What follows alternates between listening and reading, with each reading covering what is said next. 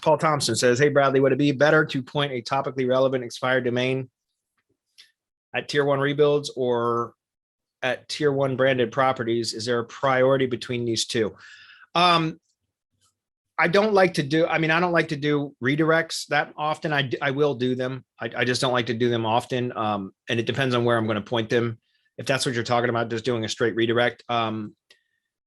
You can do it. And if you're going to do just a redirect instead of actually building a page or a site on the expired domain, then I would, you could point to a tier one asset or to a, another tier one build that you rebuild, as I call them. Either one of those would work. I would prefer probably to point it to another rebuild though. Honestly, that's what I would most likely do. I was just teaching them in the mastermind last week, how I found an expired domain with really high metrics, but here's a tip. And I don't know that I should give this away here, but one of the questions that came up recently is like, how many referring domains are you looking for? Is there a limit, like a minimum referring domain requirement when I'm looking for domains to purchase?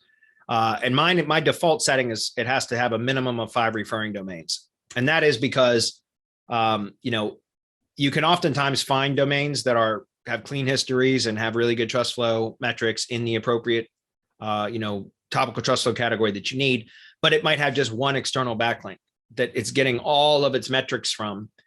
And that's okay if that backlink has been present for a long time. What is the threshold for a long time? Well, that's up to you. For me, I like it. If I will only consider domains with less than 5 referring domains, if the backlinks that are pointing to those domains that are the ones that are generating the power, right? The trust flow value, if they've been present for 2 years or longer.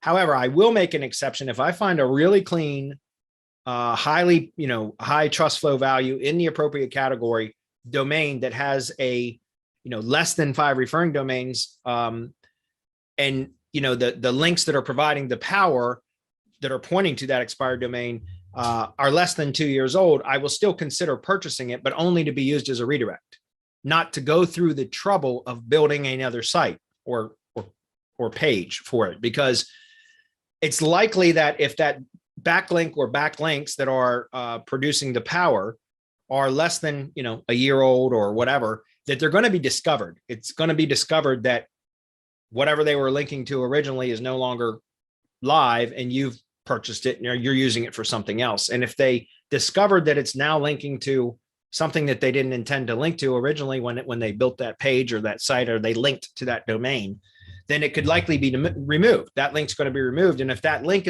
or links, a couple of links, whatever, are the ones producing all the power, then you just lost all of that.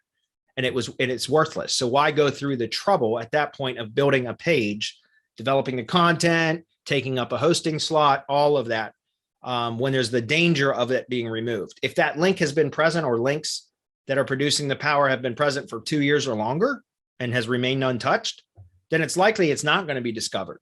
It still could be, but it's less likely to be discovered because it's an older project and it hasn't been touched in years, right? And so those are, that's just kind of like the tip. I don't like to do redirects that often, but I will if there's danger. So for example, on the mastermind webinar last week, I found one with like trust flow 39 in the business, agriculture, and forestry subcategory, which is what I use for tree service stuff. So I selected a press release that was on one of the premium distributions. So it's on Globe Newswire, which has got 3 do follow links in the footer. At least if you're using Press Advantage premium press release distribution on Globe Newswire, there's 3 do follow links underneath the press release body, like the content body of the press release. There's 3 do follow links at the bottom of that.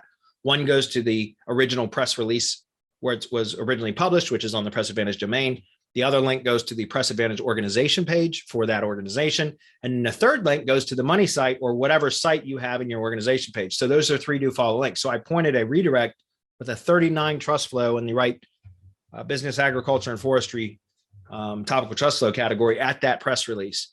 And it wasn't 72 hours later and that the trust flow values jumped to like, I don't know, 34 or something like that. For that press release, which then bled through to the money site and to the Press Advantage organization page and to that individual press release. So like we were able to take 0 trust flow values to well into the high 20s on press advantage. And then ultimately, like it influenced the money site topical trust flow too. So the answer that I'm getting at is it depends on what you're going to do. If you're just doing a redirect, then I would redirect only to a tier one asset or to a tier one rebuild, which is probably what I would recommend. If you're going to take the time to build on it, then I would only reserve that for domains that have, a minimum of, like I said, 5 referring domains, or at least a history that the referring domains that are producing the power have been present and unchanged for at least, in my case, my minimum threshold is 2 years.